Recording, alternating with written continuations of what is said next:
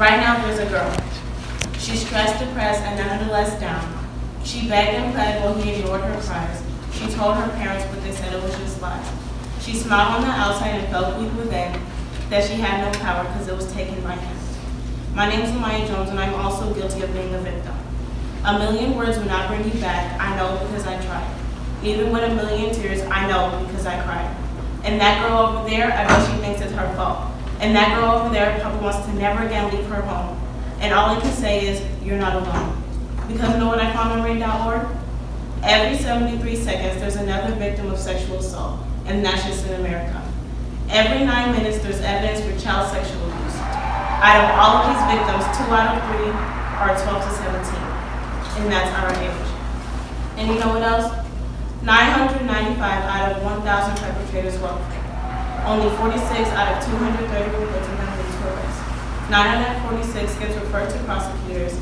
5 of that 9 leads to felony conviction, and only that little number, 4.6 of them are incarcerated, or as you would say, doing time. You know what that means? More drug abuse, more depressive episodes, more teen pregnancies, suicide attempts, and self-harm destructing these families.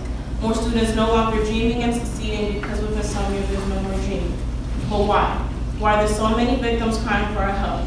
Because they let these men walk free and hurt more people as they please that girls to step away from hanging from trees, and what's the justice system doing? All right, nothing. Well, not enough for me at least. You know, I was on Facebook a while ago, and this boy made a post saying, oh, so now everybody was raped as a child recently? See that right there?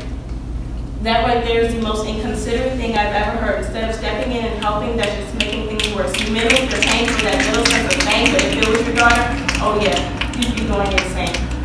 Imagine it being your daughter, your son, wishing they were done and got nobody helping, just watching them go numb. Imagine somebody saying your daughter or son pleading, not interfering.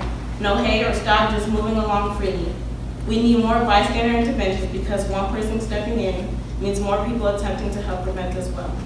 We can do this by intervening in something so severe to help with the shout or any certain noise, because that smallest distraction can save a victim.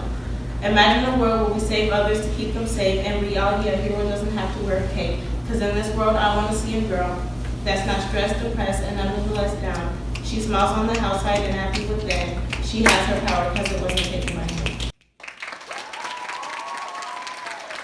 Depression. Not the definition of it, but taking this term more seriously than we do now.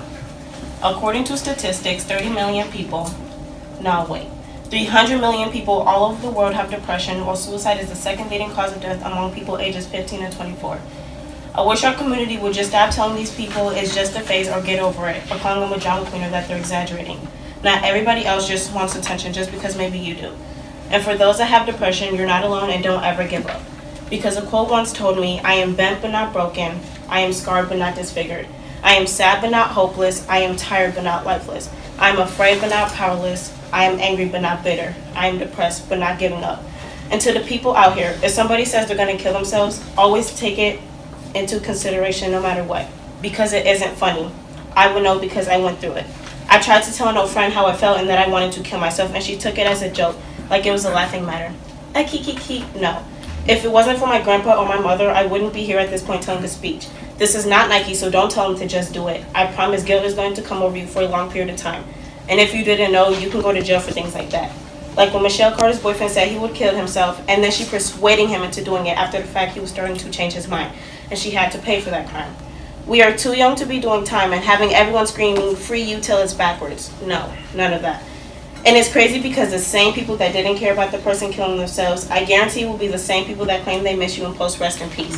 What we need to start doing is helping those that have depression and that are trying to do self-harm.